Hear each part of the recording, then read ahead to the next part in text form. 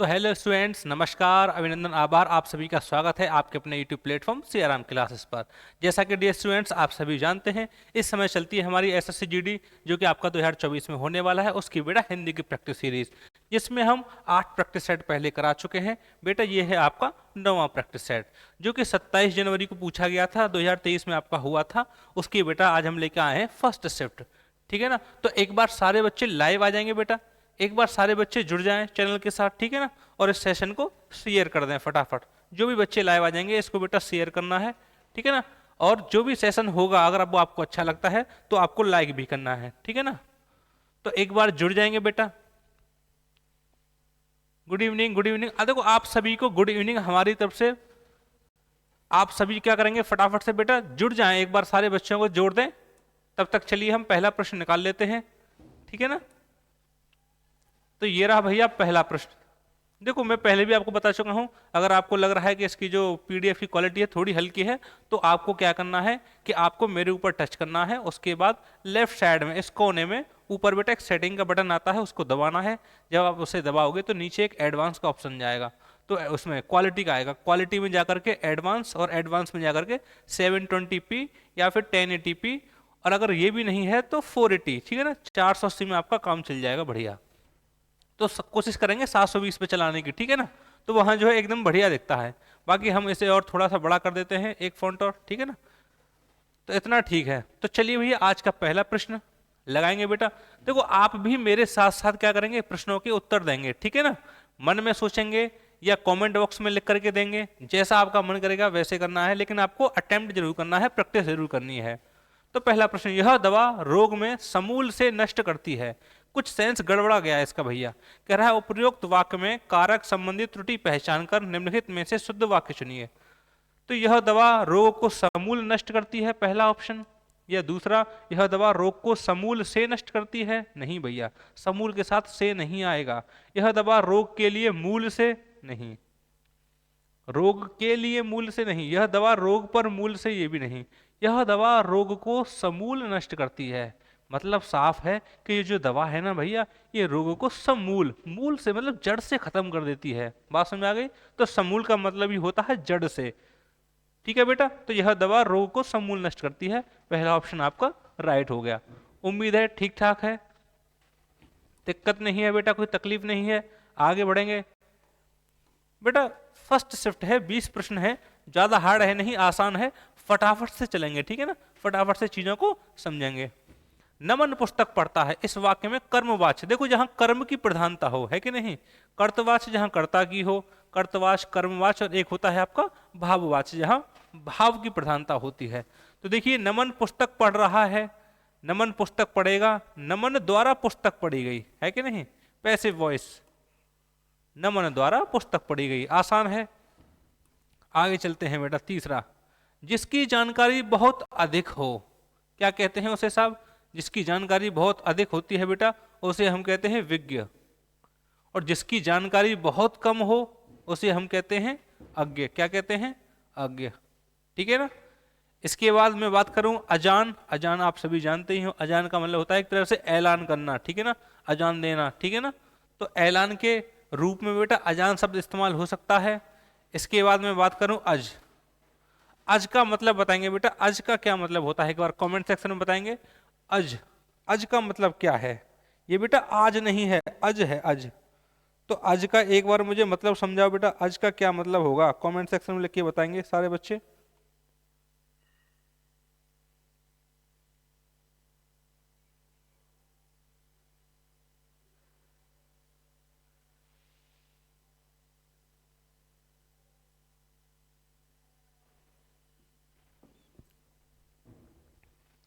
बिल्कुल सही बेटा, अज का मतलब एक तरह से अजन्मा, ठीक है ना। अजन्मा के लिए हम अज का इस्तेमाल करते हैं। तो अज मीन्स अजन्मा, ठीक है ना। अज्ञ जिसकी जानकारी बहुत कम हो, विज्ञ जिसकी जानकारी बहुत अधिक हो, और अजान ऐलान। आगे बढ़ेंगे, जो कम जानता है अल्पज्ञ, जो बहुत जानता है बहुज्ञ, जो सब कुछ जानता है सर्वज्ञ, ठीक है ना। विज्ञ बेटा आ गया, देखो विज्ञ का अभी हमने जाना। विज्ञ का मतलब क्या होता है, जिसकी जानकारी बहुत अधिक होती है, ठीक है ना। विज्ञानी आप समझते ही हैं साहब, विज्ञान से जो संबंधित होता है, ठीक है ना, वो विज्ञानी होता है। इसके बाद जिज्ञासु, जिज्ञासु का मतलब है जिसके अंदर जिज्ञासा हो, ठीक है ना, जो जिज्ञासा लिए हुए हो उसे हम कहते हैं जिज्ञासु। तो जिज्ञासु समझ में आया आपको, अल्पज्ञ जो कम जानता है, विज्ञानी समझ में आया, और विज्ञ अभी ऊपर बता ही दिया था। और अल्पज्ञ के साथ आपने दो नए शब्द और जाने बेटा, कौन कौन से, बहुज्ञ और एक सर्वज्ञ। जो बहुत जानता है बहुज्ञ, जो सब कुछ जानता है सर्वज्ञ। पांचवा देखेंगे, कौन सा शब्द अनेकार्थी शब्द है। देखिए अर्चना, अर्चना अपने आप में एक ही सेंस देता है, उपहार, पूजा, ये बेटा अनेकार्थी नहीं है। लेकिन जो फल है ना, फल एक ऐसा शब्द है जो अपने आप में अनेकार्थी है। एक होता है फल फ्रूट वाला जो हम खाते हैं, एक होता है फल रिजल्ट वाला, ठीक है ना, जो आपका परिणाम आता है। तो फल का मतलब परिणाम से भी है, फल का मतलब खाने वाले फल से भी है। ठीक है भैया, 5 प्रश्न हो गए, आगे चलें। छठवां प्रश्न बताइए, कुल श्रेष्ठ वाक्य में रिक्त स्थान के लिए उपयुक्त विकल्प निम्न में से क्या होगा। कुल श्रेष्ठ, एक बार कमेंट सेक्शन में बताएंगे सारे बच्चे कमेंट करके। कुल श्रेष्ठ का मतलब क्या है। कुल का अर्थ होता है कुल में वृद्ध, कुल श्रेष्ठ का। कुल श्रेष्ठ का अर्थ होता है कुल में बड़ा, या कुल श्रेष्ठ का अर्थ होता है कुल में श्रेष्ठ, या कुल श्रेष्ठ का अर्थ होता है कुल में छोटा। बताइए बेटा, 10 सेकंड है आपके पास, छठवें का उत्तर क्या होगा। कुल श्रेष्ठ।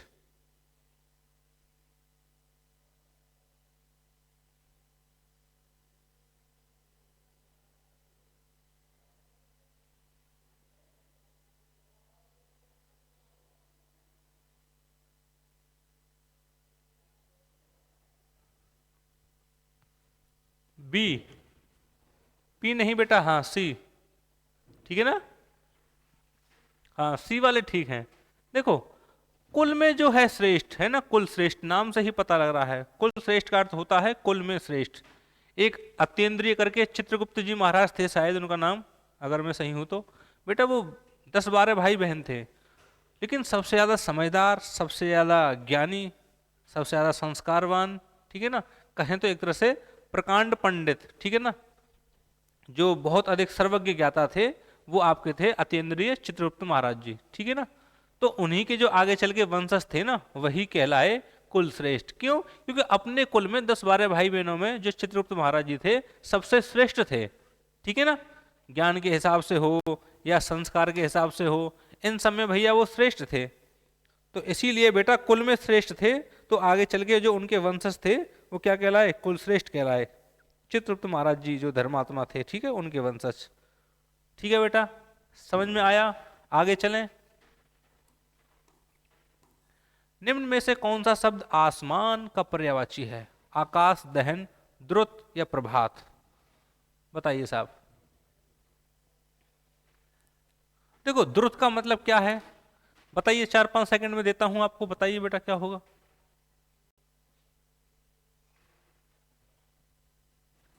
द्रुत बहुत तेजी से चलने वाला आपका द्रुत कहलाता है। प्रभात कहते हैं साहब प्रातःकाल को, सवेरे को, ठीक है, सवेरा। आकाश आसमान, आसान है बेटा उत्तर। और दहन कहते हैं आपका आग को। तो आपने तीनों ऑप्शन को जाना और उत्तर आपका क्या हो गया, आसमान, आकाश, नभ, ठीक है ना। ये एक दूसरे के पर्यायवाची हैं, आपको पता होने चाहिए। 8वां प्रश्न, आजकल सभी के पास स्मार्टफोन होना आम बात है। वाक्य में प्रयुक्त आम शब्द जो है भैया, वो किस अर्थ को व्यक्त करता है। तो आजकल सभी के पास स्मार्टफोन होना आम बात है का मतलब सभी बात है, अच्छी बात है, आम का फल बात है, या सामान्य बात है। तो क्या होगा भैया, सामान्य है ना, इसमें कुछ पूछना करना है नहीं, आसान है। आम बात होना मतलब सामान्य बात होना। तो 8वें का उत्तर बेटा क्या हो गया, चौथा हो गया। 9वां देखते हैं, यह आश्रम अत्यंत शांत है। उपरोक्त वाक्य में रेखांकित शब्द के उचित पर्यायवाची शब्द का चयन कीजिए। तो आश्रम का पर्यायवाची क्या होगा भैया, ये मधवा, रासभ, रैन या कुटी। ये 4 शब्द हैं, इनमें से बताना है कि आश्रम का पर्यायवाची क्या होगा। देखो आश्रम, आश्रम के साथ आप सभी जानते हैं बेटा कुटी है कि नहीं, बसेरा, बात समझ में आ रही है। तो ये सब क्या होते हैं, एक दूसरे के पर्यायवाची होते हैं। रैन की बात करूं भैया मैं, रैन का मतलब होता है रात्रि से। किससे मतलब होता है? रात्रि से। जैसे रैन बसेरा होता है ना, तो रात्रि को बसेरा करने वाले एक कैंप टाइप के लगे रहते हैं, छोटे छोटे जगह जगह बना दिए जाते हैं सर्दियों में गरीब लोगों के लिए, या फिर जो खाना बदोश टाइप के लोग हैं उनके लिए, ठीक है ना। तो वो होता है रैन बसेरा, रात को रुकने का स्थान। तो रैन का मतलब हो गया रात्रि से। तो रात्रि के बेटा आपको पता होना चाहिए पर्यायवाची। इसके बाद बात करूंगा मैं रासव। रासव कहते हैं साहब गदहा को, ठीक है ना, गदहा, गधा, राशव, ये गधे के पर्यायवाची हैं। इसके बाद एक बचा भैया आपका मधवा। देखो मधवा किसका है? ये है भैया मधवा सचीपति, पुरंदर, इंद्र, देवेश, ये सब किसके हैं? इंद्र के हैं, देवराज इंद्र के हैं, ठीक है ना। किसके हैं? देवराज इंद्र के हैं मधवा। अच्छा एक शब्द होता है माधव, जो मधु के समान है, मधु के जैसा है, शहद जैसा, तो वह है भैया भगवान श्री कृष्ण। तो श्री कृष्ण के बचपन का जो नाम है भैया वो माधव है, जबकि बेटा ये है मधवा। मधवा है आपका इंद्र का पर्यायवाची, ठीक है ना। रासव कहते हैं गधे को, रैन कहते हैं रात्रि को, और आश्रम जो कि आपका पूछा था वो है बेटा कुटी, ठीक है। तो 9वें का उत्तर चौथा हो गया। 10वां बताएंगे, आस्तीन का सांप मुहावरे का सही अर्थ क्या है? कहते हैं ना कि तुम बड़े आस्तीन के सांप हो, इसका मतलब क्या है? सांप पालना, कपटी मित्र, बगल में सांप रहना, या सातिर मित्र? बताएंगे बेटा, 10वें का बताएं। अच्छा देखो, अगर आप नहीं जानते हैं चीजों के बारे में तो एलिमिनेशन मेथड आपकी मदद कर सकता है। कैसे करेगा भैया? सांप पालना तो नहीं होगा, आस्तीन का सांप, इतना तो आप कॉमन सेंस लगा लेंगे। बगल में सांप रहना ये भी नहीं होगा। अब बचा आपका आस्तीन का सांप, मतलब कपटी मित्र या शातिर मित्र। इन दोनों में से आपको बेस्ट उत्तर जो है बेटा उसे छांटना है, उसे चुनना है। कैसे चुनेंगे? आस्तीन का सांप होना, तो ये कहावत हम किसी सातिर दोस्त के लिए कहते हैं जो शैतान टाइप का हो, सातिर टाइप का हो, या कपटी के लिए कहते हैं जो छलिया है कि नहीं, जो आपका बहुत ज्यादा नुकसान कर सकता है, ठीक है ना। तो भैया वो सातिर मित्र नहीं, वो होता है आपका कपटी मित्र, ठीक है ना। तो आस्तीन का सांप होना मतलब कपटी मित्र, जो केवल दिखावे के लिए आपका मित्र है, लेकिन जरूरत पड़ने पर आपको डंक भी मार सकता है, आपको ढस भी सकता है, और आपको बहुत ज्यादा नुकसान भी पहुंचा सकता है। तो आस्तीन का सांप मतलब कपटी मित्र, जो केवल नाम का ही मित्र है। निम्न वाक्य के रिक्त स्थान में सबसे उपयुक्त मुहावरा क्या होगा? वह तो अपनी मां की आंखों का तारा है, या अक्ल का दुश्मन है, या धुन का पक्का है, या तिल का ताड़ है। सभी जानते हैं कि वह अपनी मां की आंखों का तारा होगा, है ना, बहुत ही लाडला, अत्यधिक प्रिय, आंखों का तारा होना साहब। इसके बाद अक्ल का दुश्मन मूर्ख होना, आप जानते ही हैं बेटा, अक्ल का दुश्मन मूर्ख होना, ठीक है ना। कहते ना यार तुम तो बिल्कुल अकल के दुश्मन हो, कहते नहीं कहते, मतलब बिल्कुल मूर्ख हो, अकल तुम्हारी दुश्मन है, जहां अकल का काम होगा वहां तुम होंगे ही नहीं, क्योंकि दुश्मन है अकल तुम्हारी। धुन का पक्का होना और तिल का ताड़ होना। सबसे पहले बात करेंगे तिल का ताड़ होना। तिल का ताड़ का मतलब क्या है? तिल का ताड़ होना मतलब तिल का ताड़ बना देना, छोटी सी बात को खींच तान के बहुत बड़ी बना देना, या देसी भाषा में कहें कि बात का बतंगड़ बना देना, है कि नहीं। अब बताइए भैया धुन का पक्का, ये आप मुझे कमेंट सेक्शन में बताइए। कुछ पढ़ के अर्थ लग रहा है, कुछ समझ में आ रहा है बेटा? धुन का पक्का होना मुहावरे का क्या अर्थ हो सकता है? बताइए क्या हो सकता है? धुन का पक्का, है कि नहीं, मतलब लगन से काम करने वाला। क्या है साहब? धुन का पक्का मतलब लगन से काम करने वाला। बात समझ में आ गई कि भाई फलाना व्यक्ति बड़ा धुन का पक्का है, मतलब अपनी ही धुन में मस्त रहता है, लगन से काम करता है कि नहीं। तो बेटा अपनी माँ की आंखों का तारा, ठीक है ना, बहुत अधिक प्यारा जो होता ना, लाड प्यार वाला, उसे कहते हैं आंखों का तारा, अत्यधिक प्रिय। वर्तनी की दृष्टि से दिए गए वाक्य के अशुद्ध भाग का चयन करें। विदेश में मेरे मरने पर मेरी अस्थियां इलाहाबाद भेज दी जाएं। तो देखो साहब, अशुद्ध भाग पूछ रहा है, मरने पर मेरी, ठीक है कोई दिक्कत नहीं, भेज दी जाए ये भी ठीक है, विदेश में मेरे ये भी ठीक है। अस्थियां इलाहाबाद, इलाहाबाद ठीक है, अस्थियां में दिक्कत है। क्या दिक्कत है साहब? अस्थियां ऐसे लिखा जाएगा, अस्थियां, ठीक है ना, बात समझ में आ गई? तो विदेश में मेरे मरने पर मेरी अस्थियां इलाहाबाद भेज दी जाए, ठीक है ना। ये थापे जो बड़ी ई की मात्रा थी उसकी जगह बेटा छोटी ई की मात्रा आ जाएगी। ठीक है साहब, आगे बढ़े। निम्न वाक्य में प्रयुक्त अशुद्ध शब्द पहचाने। सैनिक सदैव सीमा की सुरक्षा के लिए तत्पर रहते हैं। सदैव ठीक है, ऐसे ही लिखते हैं। सुरक्षा भी ठीक है, तत्पर भी ठीक है। सैनिक जो है बेटा ये गलत है, कैसे लिखा जाएगा? सैनिक। तो कुछ सोचा विचारी इसमें ज्यादा करनी नहीं है, आसान है। आगे बढ़ेंगे, 13वें का फर्स्ट हो जाएगा। 14वां, उसने नहाने के बाद भोजन किया। उपरोक्त वाक्य में रेखांकित पद के बदले उचित पूर्वकालिक क्रिया पद भरकर वाक्य पूर्ण कीजिए। पूर्वकालिक क्रिया साहब, संरचना के आधार पर जो क्रिया के भेद होते हैं उनमें से एक भेद होता है आपका पूर्वकालिक क्रिया। बताइए साहब क्या होगा पूर्वकालिक क्रिया का मतलब? देखो, पूर्वकालिक क्रिया का मतलब होता है जहां बेटा दो क्रियाएं आती हैं। आज हमने ऑफलाइन क्लास में पढ़ाया भी था ये बच्चों को।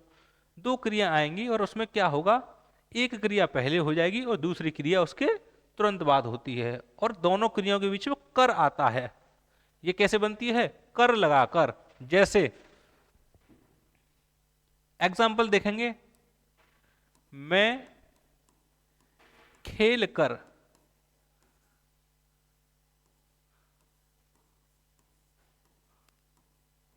पढ़ने बैठ गया, या सिंपल पढ़ने चला गया, इतना लिख लो। चलो, मैं खेल कर पढ़ने चला गया।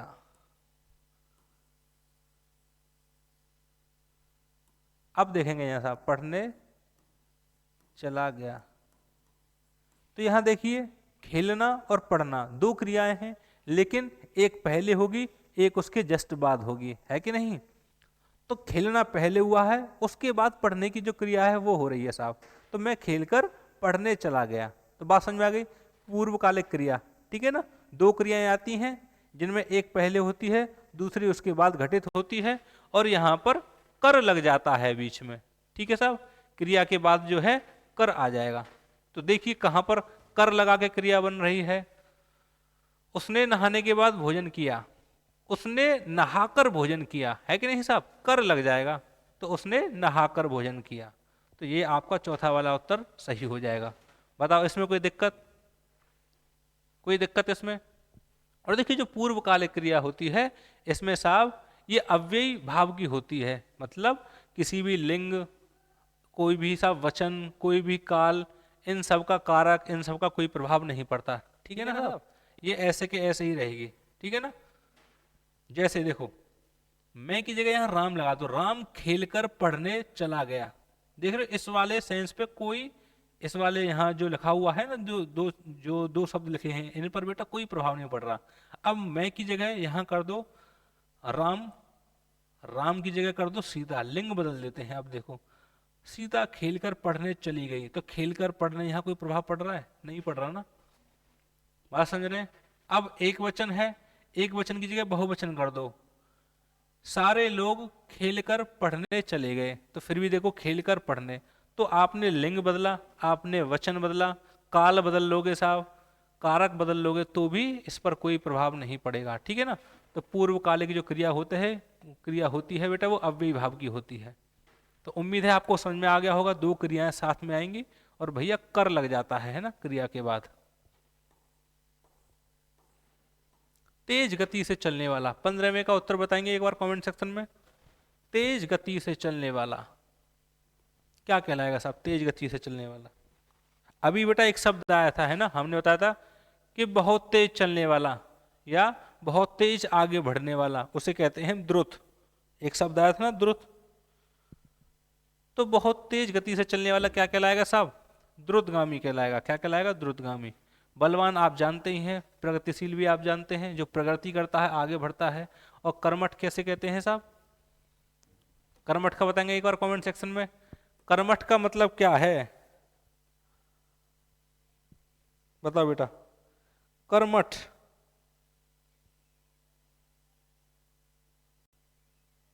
कर्मठ का मतलब क्या है बेटा? काम में कुशल। क्या मतलब है?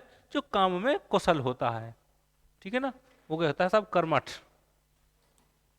प्रगतिशील आप जानती हैं बेटा, जो हमेशा प्रगति करता रहता है, प्रगतिशील, बलवान और द्रुतगामी, तेज गति से चलने वाला। तो उम्मीद है बेटा 15 के 15 प्रश्न आपकी समझ में आ गए होंगे। अब आगे आपका कॉम्प्रिहेंशन गद्यांश एक बार पढ़ लेते हैं। मनुष्य को गुण, कर्म और स्वभाव से खाली जगह प्रकृति वाला प्राणी माना गया है। तो देखो, मनुष्य का गुण है, कर्म है, स्वभाव है, उससे बेटा उसे कैसा माना गया है? क्या जंगली, क्या क्रोधी, क्या अभिमानी या शांत? मनुष्य को गुण, कर्म और स्वभाव से कैसा माना गया है? शांत माना गया है, ठीक है ना। क्या नाम माना गया है? शांत। ठीक है, आगे बढ़ेंगे। यद्यपि हर आदमी के खाली जगह कोने में अज्ञात रूप से एक खाली जगह प्राणी भी छुपा रहता है। इसका मतलब देखो, पता किस लगा? शांत। क्योंकि जब हम इसने जो हमने बेटा इसको पहले पढ़ लिया था, तो हमें इसका भाव पता लग गया कि इसमें प्राणी, मनुष्य की बात हो रही है। कैसे मनुष्य जो है एक शांत स्वभाव वाला प्राणी होता है, लेकिन कभी कभार उसके अंदर भी कुछ गलत चीजें आ जाती हैं, ठीक है ना, जिसकी वजह से वो कुछ बेकार चीजें अपने जीवन में कर लेता है, ठीक है ना। तो कुछ ऐसे करके इसका जो है बेटा भाव है। तो वो भाव से ही हमने पता लगाया कि मनुष्य को जो है गुण, कर्म और स्वभाव से शांत प्रकृति वाला प्राणी माना गया है। यद्यपि हर आदमी के खाली जगह कोने में, तो देखिए हर आदमी के बाहरी कोने में नहीं, भीतरी कोने में, बाहरी या बाह्य, तो देखेंगे हर आदमी के भीतरी कोने में, मतलब अंदर वाले कोने में, ठीक है ना। तो वैसे तो बेटा उसे कैसा माना गया है? स्वभाव से शांत प्रकृति का, ठीक है ना। यद्यपि हर आदमी के भीतरी कोने में, तो बाहरी कोई मतलब नहीं, भीतरी और एक बाहरी, एक बाह्य, तो बाह्य भी कुछ नहीं और बाहरी भी कुछ नहीं, भीतरी, ठीक है, बात समझ में आ गई। यद्यपि हर आदमी के भीतरी कोने में अज्ञात रूप से एक खाली जगह प्राणी भी छपा रहता है, छपा रहा करता है। तो देख लेंगे साहब, कैसा प्राणी? नवचर, थलचर, जलचर या फिर हिंसक। तो कैसा साहब? हिंसक, ठीक है ना। ये जलचर, जल में चलने वाला, थल में चलने वाला, नभ में चलने वाला, ये सब नहीं, हिंसक। क्योंकि सेंस क्या कह रहा है? सेंस हमारा ये कह रहा है कि मनुष्य जो है उससे स्वभाव से तो कैसा माना गया है? शांत प्रकृति वाला प्राणी, लेकिन कभी कभी उसके जो है किसी भीतरी कोने में अज्ञात रूप से एक हिंसक प्राणी भी छुपा रहता है, ठीक है ना। तो भीतरी कोने में, अंदर वाले कोने में क्या है साहब? कोई हिंसक प्राणी छुपा रहा करता है। प्राय मनुष्य भरकर चेष्टा करके भी उसे जागने नहीं देता। बिल्कुल, उसके अंदर जो हिंसा है, जो हिंसक प्राणी है, वो उसे जागने नहीं देना चाहता, पूरी कोशिश करता है। जबकि जब किसी कारणवश वह जाग ही पड़ता है तभी, हाँ, लेकिन बेटा क्या होता है? कभी ना कभी वो हिंसक प्राणी है उसके अंदर का जाग जाता है। तभी खाली जगह संघर्षात्मक क्रिया प्रतिक्रिया का भी खाली जगह हुआ करता है। तो आगे देखेंगे क्या हुआ करता है।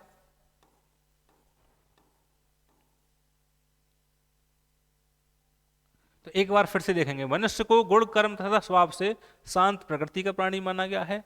हर आदमी के भीतरी कोने में अज्ञात रूप से एक हिंसक प्राणी छिपा रहा करता है। प्राय मनुष्य भरकक चेष्टा करके भी उसे जागने नहीं देता, बिल्कुल सही।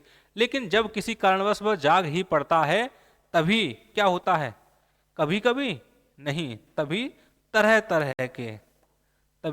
तरह के संघर्षात्मक क्रिया प्रतिक्रियाओं का भी क्या होता है सब?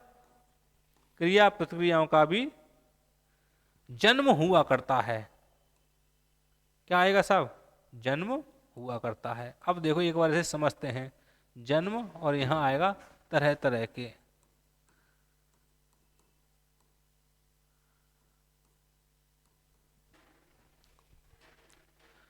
ठीक है, उसे जागने नहीं देता। जब किसी कारणवश वह बिल्कुल, जब उसके अंदर कोई हिंसक जो प्रवृत्ति का जीव है, उसके अंदर उसकी जो हिंसा है वो जाग जाएगी, तो क्या होता है? तभी तरह तरह के संघर्षात्मक क्रिया प्रतिक्रियाओं का भी जन्म हुआ करता है, बिल्कुल साहब, ठीक है ना। तब उसके बाद क्या होगा? एक्शन रिएक्शन दोनों का जन्म होगा, ना कि मृत्यु होगी, ना समाप्त होगा, ना अंत होगा, है कि नहीं। जब भी उसके अंदर हिंसा जागेगी तो बेटा तरह तरह के संघर्षात्मक क्रिया प्रतिक्रिया भी उसके अंदर आएंगी, ठीक है ना। तो उम्मीद करता हूं बेटा ये जो 20 प्रश्न है आपकी समझ में आ गए होंगे, ठीक है ना। उत्तर आपको समझ में आया होगा। कहीं कोई मिस्टेक है तो आप बता सकते हैं। अभी बता सकते हैं, बाद में बता सकते हैं, जब भी आपका मन हो तब बता सकते हैं, ठीक है। किस माध्यम से बताना है वो आपको पता ही है, मेल के माध्यम से बता सकते हैं, कमेंट सेक्शन में बता सकते हैं, कई तरीके हैं, ठीक है ना। तो बेटा उम्मीद करता हूँ आपको जो है आज की क्लास पसंद आई होगी, समझ में आया होगा, और समझ में आया है तो आपको पता है आपकी नैतिक जिम्मेदारी है, आपको क्लास को लाइक करना है और इसे अपने मित्रों के साथ शेयर भी करना है, और जो बच्चे नए हैं उन्हें चैनल को सब्सक्राइब भी करके जाना है। तो भैया चलिए चलते हैं, फिर मिलेंगे बेटा आपसे अगली क्लास में। ये 26 इसका 27 जनवरी का जो है ये प्रीवियस ईयर था, फर्स्ट शिफ्ट थी, ठीक है ना। इसकी अब जो सेकंड और थर्ड शिफ्ट है वो भी मैं आपके लिए ले आऊँगा। तो चलिए भैया मिलते हैं आपसे अगली क्लास में, ऐसी उत्साह उमंग के साथ बेटा पढ़ते रहेंगे, आगे बढ़ते रहेंगे। एग्जाम आपका नज़दीक आ ही गया है कि नहीं। तो तैयारी एकदम दबा के करनी है, डरना नहीं है, झुकना नहीं है, ठीक है ना, और रुकना नहीं है। तो आगे बढ़ते रहेंगे, मस्त रहेंगे, स्वस्थ रहेंगे। चलिए अब मैं आपसे विदा लेता हूँ, धन्यवाद, जय हिंद, शुभ रात्रि।